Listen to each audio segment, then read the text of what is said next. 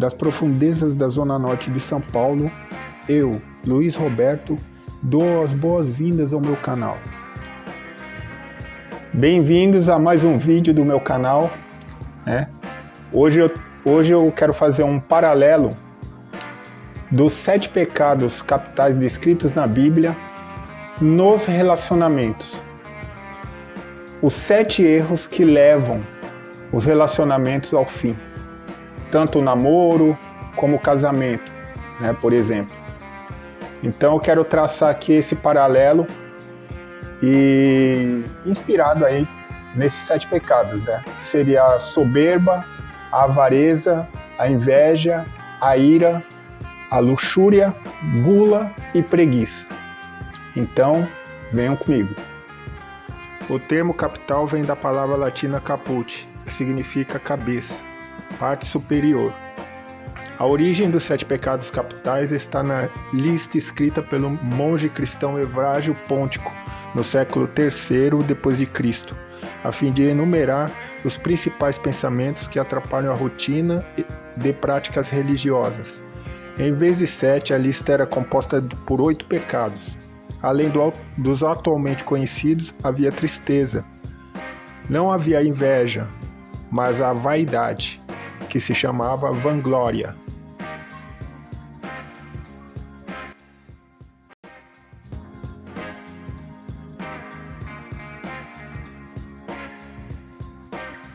Gráficos em quem colocar a culpa em caso de problema. Você cometeu um erro, em quem colocar esta culpa e assim por diante.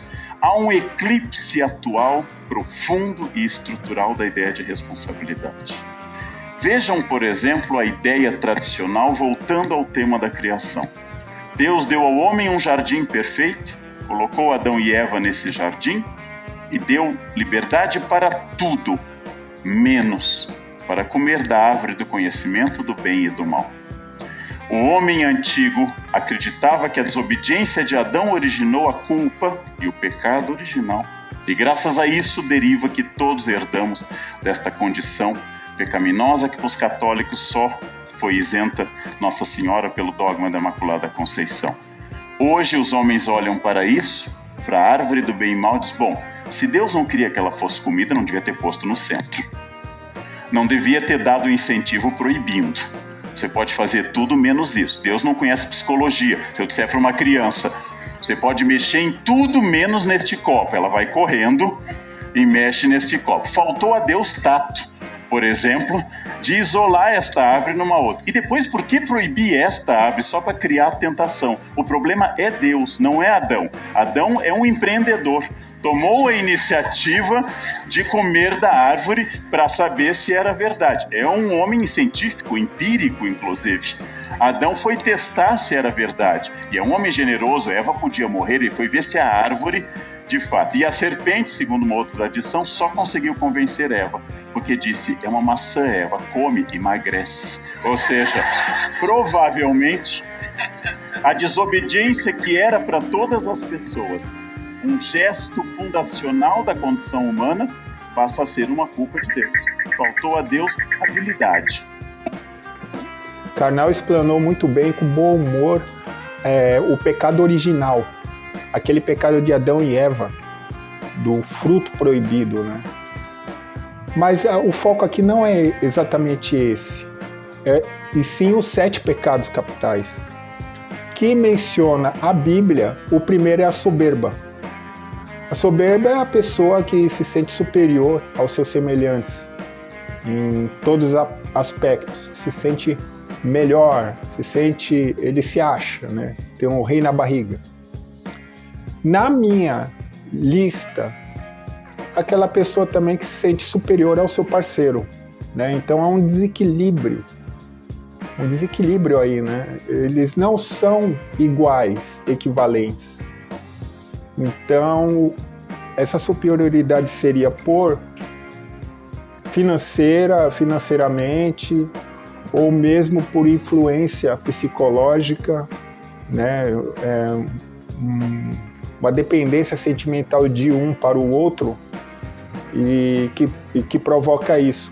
Ou mesmo a pessoa ter um gênio mais forte do que seu parceiro e acaba tendo esse descontrole de se achar melhor, né? De se achar mais inteligente. Então aí já não se torna aquela relação que é conhecida como relação tóxica, né? Então esse seria a soberba na relação, né? Seria uma relação descompensada. Respeito mútuo é primordial em uma relação de compreensão e amor.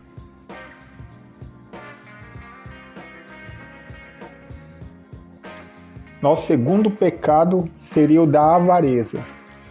Na Bíblia, a avareza é aquela pessoa que só se preocupa com os bens materiais e com o dinheiro.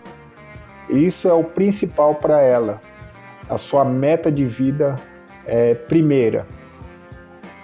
Na minha lista, a avareza seria a avareza de sentimento, a avareza sentimental, a total falta de afeto, aquela aridez, aquelas uniões que são movidas por interesse financeiro, né, muitas vezes. Então eles são felizes nas redes sociais, nas fotos, são felizes para os outros, mas intimamente são totalmente separados, né, totalmente distantes e sem intimidade nenhuma.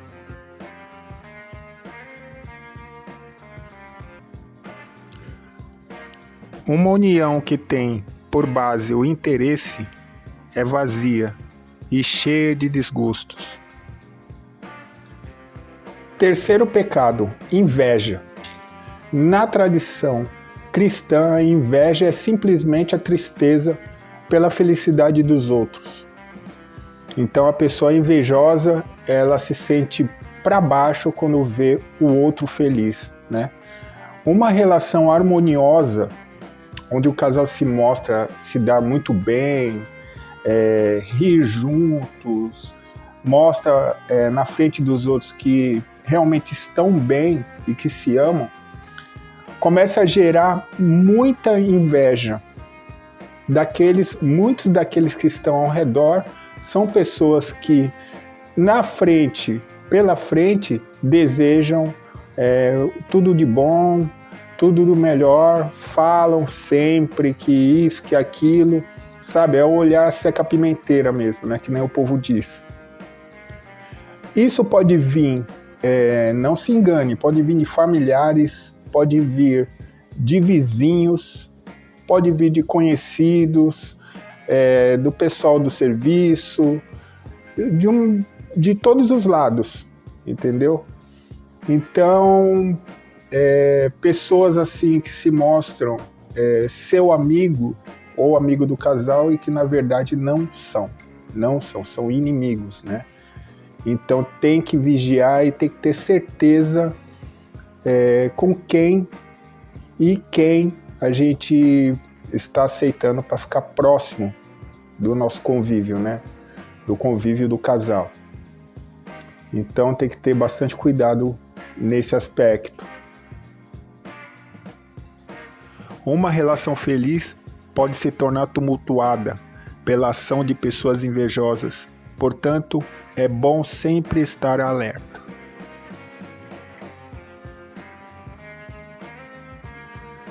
Quarto pecado, luxúria. Nas Escrituras, a luxúria é associada aos desejos sexuais, à lascívia, à libertinagem. Nos relacionamentos, é muito simples. É a traição, é o desejo sexual por outra pessoa fora do casamento, fora do namoro. Então é o desejo descontrolado por envolvimento sexual, entendeu? Então, mesmo essa pessoa estando com um compromisso firmado com outra, porque o relacionamento sério é um compromisso, seja no papel ou seja por sentimento, essa pessoa não vai, essa pessoa que é dominada por esse sentimento, ela não vai pensar 2 vezes em trair se ela sentir desejo sexual por seja quem for, né, fora da relação.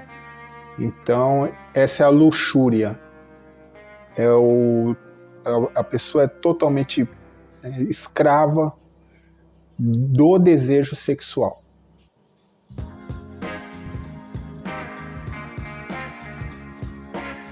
Se envolver com pessoas libertinas, volúveis e superficiais é a receita certa para aborrecimentos e decepções.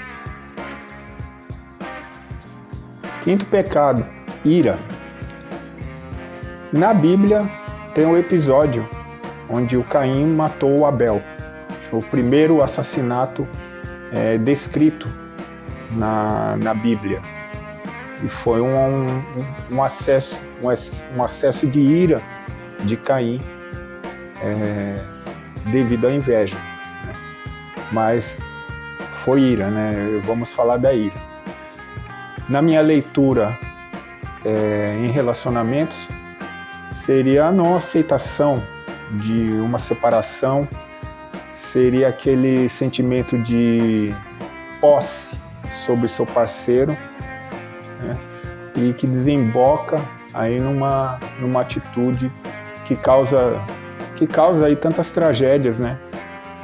Inclusive tem um nome agora, de uns anos para cá, tem um nome, né? É feminicídio. E também do outro lado também acontece, só que com menos ocorrências, né? Mas seria esse ódio, né?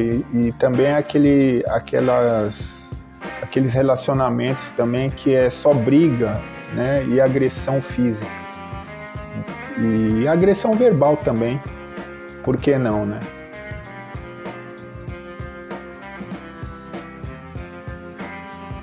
O dito popular é claro: quem ama não mata.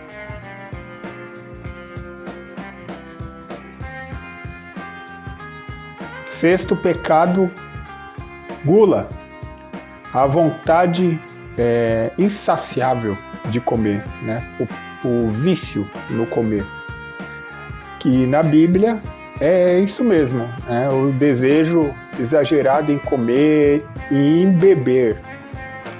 Nos relacionamentos, é claro, a comida e principalmente o fast food, né? McDonald's, Burger King, muita fritura, logicamente vai fazer mal à saúde. Isso aí é óbvio, né? Eu vou falar mais da bebida, né? Porque o alcoolismo, talvez seja um dos maiores fatores de desagregação de uma família, né? É um dos maiores fatores que causam a infelicidade dentro da família, porque atinge a todos, né? A todos, não só o casal, os filhos, os parentes. Se a pessoa que tem esse vício fica alterada, né? Porque tem gente que não pode beber nada, ela fica alterada e aí a gente vê essas séries de tragédias que acontecem, tudo por causa do álcool, né? Ele aumenta muito, ele potencializa esse risco, né? Então, violência, ciúmes, né? Tudo advém daí, do álcool. Então, realmente esse é um dos, se não um dos principais fatores da desagregação de um relacionamento. Devemos sempre nos fazer essa pergunta: eu não tenho vícios, então será mesmo que devo me envolver com alguém que bebe ou usa drogas? Finalmente chegamos ao último pecado, capital, né? Que seria a preguiça. Nas escrituras, isso é óbvio, é a falta de vontade, o desinteresse nas atividades que exigem algum esforço, né? A falta de ânimo para trabalhar. Agora, no namoro, no casamento, a preguiça eu colocaria como uma preguiça no sentido de desânimo, né? De apatia, daquela pessoa que não faz nada pela outra, só espera que ela sirva, né? Ela só joga um monte de problemas em cima da outra, e quando a pessoa vai pedir um auxílio, ajuda ou um ouvido amigo, né? É uma questão até de egoísmo, né? De egoísmo. Então, essa seria uma preguiça, a preguiça que eu colocaria aí na relação, né? A preguiça, a falta de ânimo, e fica sendo aquela união que é só unilateral, né? Não é dos dois lados, é só uma parte, só um lado que se importa consigo mesmo. E a gente sabe que o relacionamento verdadeiro é o lado a lado, né?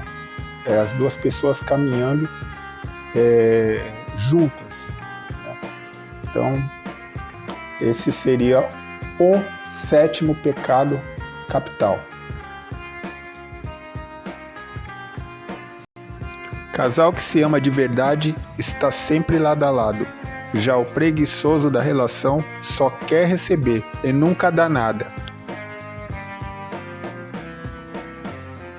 Então é isso, gente. Na época do meu avô e da minha avó, os relacionamentos eram totalmente diferentes do que é hoje em dia. Então o homem era o provedor, ele trabalhava e levava o sustento para a família dele. E a mulher cuidava da casa e dos filhos, né? Então, o propósito de vida dela era totalmente diferente do que é para as mulheres hoje em dia. Naquela época, as crianças, elas não chegavam todas elas à idade adulta, né? Por uma série de doenças, elas morriam antes. Então, as mulheres tinham muito mais filhos do que hoje. Minha avó teve 11 e 7 sobreviveram, né? Então, para uma mulher naquela época, o foco principal era o casamento, era casar, né? O terror delas era ficar solteira, ficar pra titia, como se falavam, né? Como se falava. Então, com 18, 20 anos, a mulher já era considerada velha o casamento. Então esse era o medo delas, né? Com a ida da mulher para o mercado de trabalho, muita coisa mudou, né? O avanço da medicina, as crianças tiveram agora uma chance maior de chegar à idade adulta, então o panorama mudou totalmente, né? E hoje em dia os relacionamentos, eles estão muito mais propensos a acabar, porque já não existe mais aqueles lugares pré-definidos na relação. O homem trabalhando, a mulher em casa cuidando dos filhos. Hoje em dia está muito mais complexo, e com as redes sociais a gente tem a vida muito mais exposta do que antigamente, né? Antigamente não tinha isso, né? Era o que tinha de mídia, era a TV e o rádio, né? E hoje, com uma série de informações, uma série de redes sociais, os relacionamentos estão muito mais expostos e abertos, né? Então, meu avô e minha avó, eles ficaram casados durante 60 anos. E hoje em dia é uma marca quase impossível, não vou dizer impossível, mas é quase impossível duas pessoas conviverem tanto tempo juntas. É lógico que tinha, naquela relação tinha muita hipocrisia, né? Porque os homens, geralmente, os que tinham dinheiro, eles tinham amantes, e os que não tinham iam ao bordel, né? Tudo, logicamente, sem querer generalizar, né? Não era todos os homens que faziam isso, né? Deveria ter traição pelo lado feminino também, só que as mulheres corriam muito mais riscos, né? E de ser execrada aí pela sociedade, virar um pária, né? No seu bairro, na sua comunidade, na sua cidade. E São Paulo naquela época era muito menor do que hoje em dia, né? Então é isso, é a gente cuidar das nossas relações como se cuida de uma planta, né? E sempre prestando atenção nesses 7 pecados capitais que acabei de descrever para vocês. Esse vídeo ficou bem longo, né? Se vocês conseguiram, se alguém conseguiu ficar até o final, eu agradeço de coração. E bora para a próxima. Até mais e muito obrigado.